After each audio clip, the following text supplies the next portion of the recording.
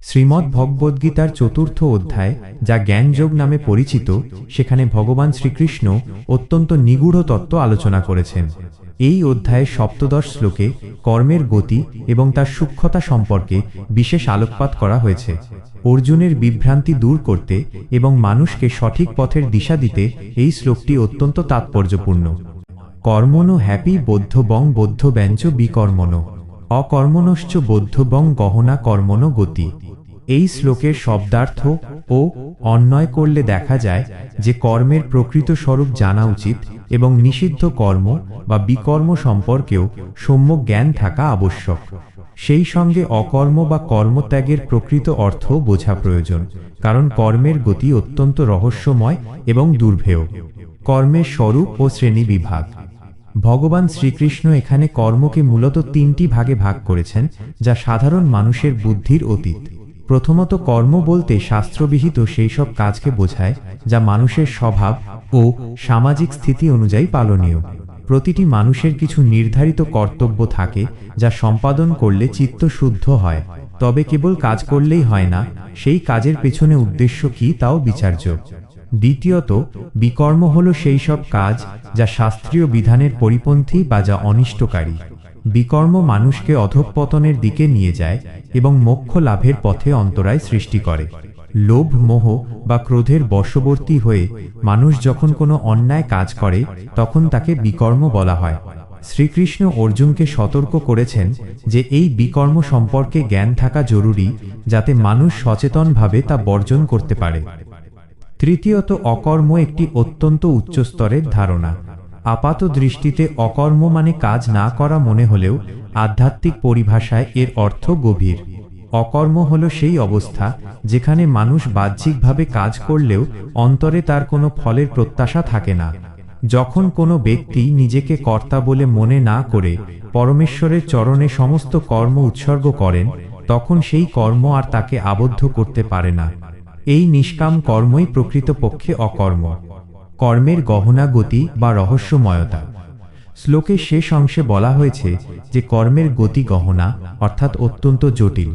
মানুষ প্রায়ই বুঝতে পারে না কোনটি সঠিক কর্ম আর কোনটি অকর্ম।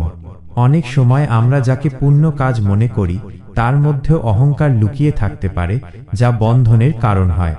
আবার অনেক সময় মহাপুরুষদের বাহ্যিক কর্মহীনতা বা মৌন অবলম্বনকেও সাধারণ মানুষ ভুল বুঝতে পারে। কর্মের ফলাফল কেবল এই জন্মেই সীমাবদ্ধ থাকে না। প্রারব্ধ সঞ্চিত এবং ক্রিয়মান কর্মের জালে জীব আবদ্ধ থাকে। শ্রীকৃষ্ণ অর্জুনকে বোঝাতে চেয়েছেন যে কর্ম করা বা না করার চেয়েও গুরুত্বপূর্ণ হল কর্মের পেছনের মানসিক ভাব।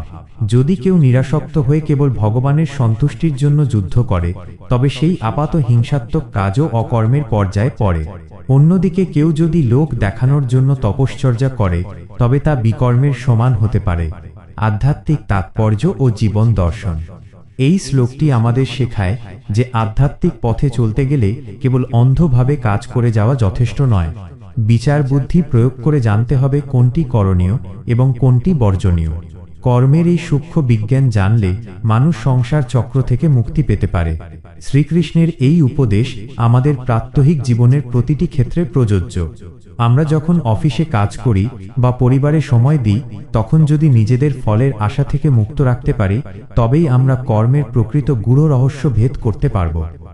অজ্ঞানী মানুষ মনে করে তারা কাজ করছে বলেই জগৎ চলছে, কিন্তু জ্ঞানী মানুষ জানেন যে সমস্তই প্রকৃতির গুণাবলীর দ্বারা সম্পন্ন হচ্ছে।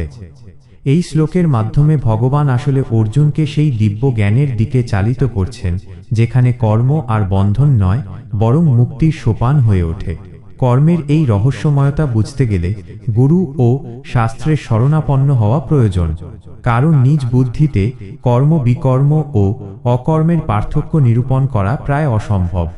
পরিশেষে বলা যায় যে চতুর্থ অধ্যায়ের এই সপ্তদশ শ্লোকটি ভক্ত ও সাধকদের জন্য এক উজ্জ্বল আলোকবর্তিকা।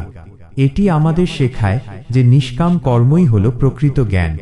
যখন আমাদের প্রতিটি কাজ পরমাত্মার সেবায় রূপান্তরিত হয়, তখনই কর্মের গতি সহজ ও সরল হয়ে ওঠে। এই শ্লোকে ভগবান শ্রীকৃষ্ণ এমন এক পরম সত্যের উন্মোচন করেছেন যা সাধারণ মানুষের চর্মচক্ষে ধরা পড়ে না। কিন্তু আত্মজ্ঞানীর কাছে তা দিবালোকের মতো স্পষ্ট। পূর্ববর্তী শ্লোকে কর্মের গহন গতি সম্পর্কে বলার পর এই শ্লোকে তিনি সেই রহস্য সমাধানের মূল মন্ত্রটি দান করেছেন। কর্মণ্য কর্মজঃ পশ্যেদ কর্মণি চ কর্মজঃ স বুদ্ধিমান মনুষ্যেষু স যুক্তঃ কৃষ্ণ কর্মকৃৎ। এই শ্লোকের গূঢ় অন্বয় করলে দেখা যায় যে যিনি কর্মের মধ্যে অকর্ম দর্শন করেন এবং অকর্মের মধ্যে কর্ম দর্শন করেন, তিনিই মানুষের মধ্যে বুদ্ধিমান এবং তিনিই যোগী ও সমস্ত কর্ম সম্পাদনকারী হয়েও কর্মবন্ধন থেকে মুক্ত থাকেন। আপাত দৃষ্টিতে এই বাক্যটি অত্যন্ত স্ববিরোধী মনে হলেও এর ভেতরেই লুকিয়ে আছে জীবন ও জগতের শ্রেষ্ঠ আধ্যাত্মিক বিজ্ঞান, কর্মে অকর্ম দর্শনের তত্ত্ব।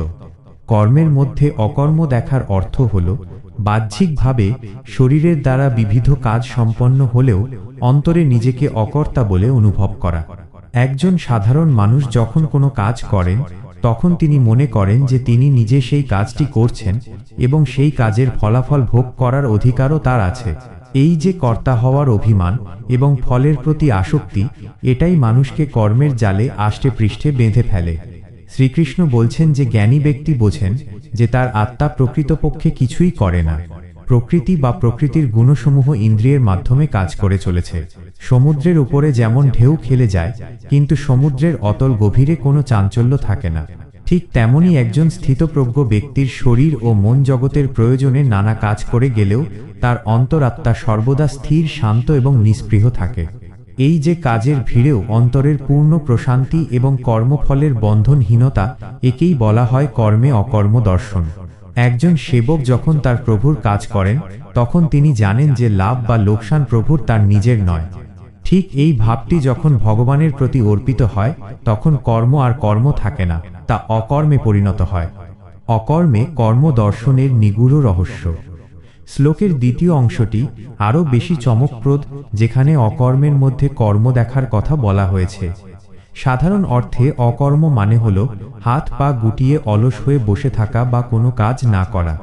অনেকে মনে করেন যে সংসার ত্যাগ করে বা কর্ম পরিত্যাগ করে নির্জনে বসে থাকলেই বুঝি মুক্তি পাওয়া যায়।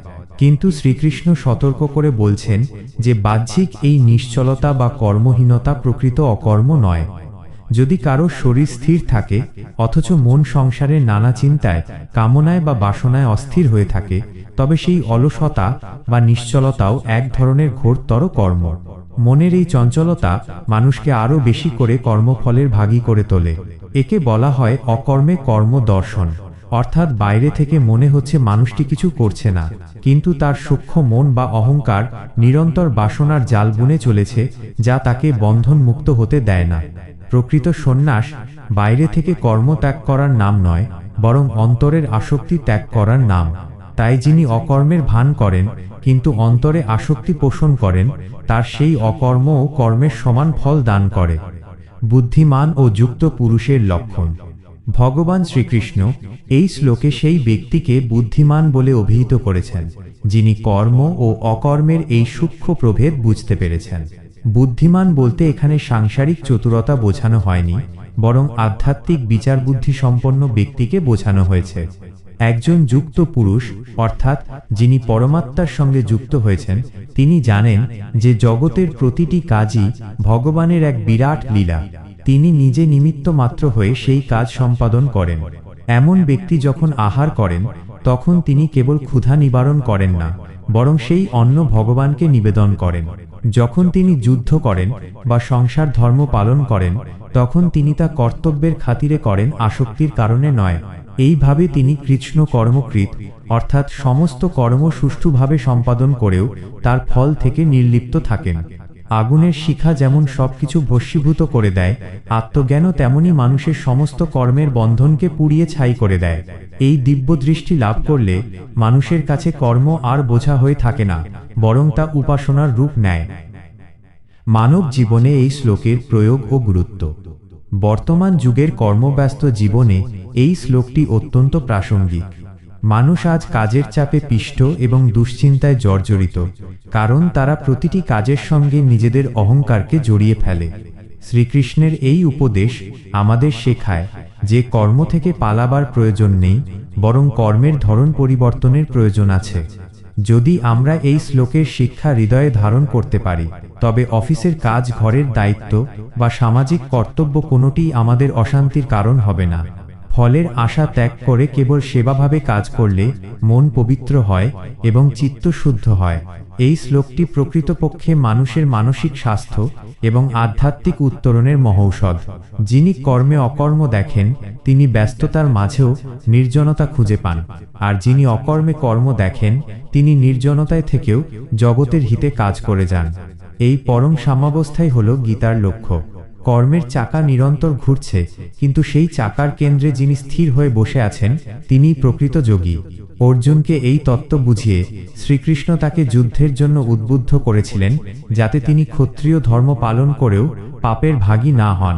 আমাদেরও উচিত জীবনের প্রতিটি ক্ষেত্রে এই দিব্য জ্ঞানের আলোয় কর্মকে যাচাই করা।